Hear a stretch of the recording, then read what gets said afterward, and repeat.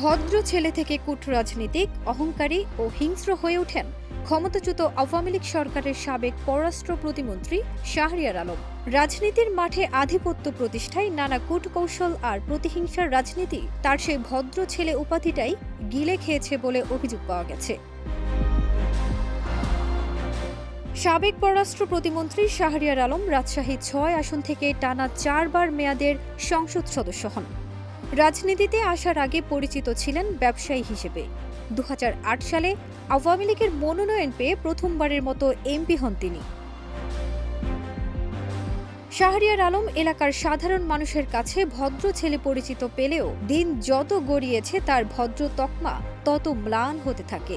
রাজনীতির মাঠে টিকে থাকার জন্য করেছেন নানা অপকর্ম, দুর্নীতি, লুটপাট, অপরাজনীতি, প্রতিপক্ষকে প্রতিহত, দমন-পীড়ন, হয়রানি সহ বিভিন্ন অপরাধমূলক কাজের মাধ্যমে নিজের অবস্থান ধরে রাখতে পারলেও ভদ্র ছেলের পরিচয়টা হারিয়েছেন। চারঘাট এবং বাঘার মানুষ নিয়ন্ত্রণ করবে, অন্য কোনো শহরে কোনো গডফাদার নয়। শুধু তাই নয়, তার বিরুদ্ধে নিজ দলীয় নেতা কর্মীদেরও রয়েছে নানান অভিযোগ। তিনি নিজের নির্বাচনী আসনে তার বিকল্প কোনো নেতৃত্ব তৈরি হতে দিতে চাইতেন না। তিনি এমপি হওয়ার পর থেকেই প্রবীণ আওয়ামী লীগ নেতাকর্মীরা উপেক্ষিত হতে শুরু করেন। তার দলীয় নেতা বা তার অনুসারীরা যাতে কোনোভাবেই এলাকায় মাথা চাড়া দিয়ে উঠতে না পারে, সেজন্য যখন যা প্রয়োজন তাই করেছেন। কেউ বিপক্ষে গেলেই নানাভাবে হয়রানির শিকার হয়েছেন।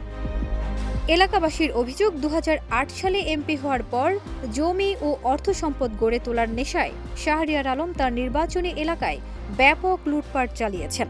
দেশের বিভিন্ন জায়গায় রয়েছে তার আবাদি জমি, বিভিন্ন ধরনের বাগান, ফ্ল্যাট, পরিবারের সদস্যদের নামে বেনামে রয়েছে সম্পদ ও ব্যবসা প্রতিষ্ঠান, যেসবের মূল্য কয়েকশো কোটি টাকা দাঁড়ায়। এমনকি স্কুল, কলেজ, মাদ্রাসার শিক্ষক নিয়োগেও করেছেন বাণিজ্য, চাকরি বদলিসহ বিভিন্ন কাজেও নিয়েছেন মোটা অঙ্কের টাকা।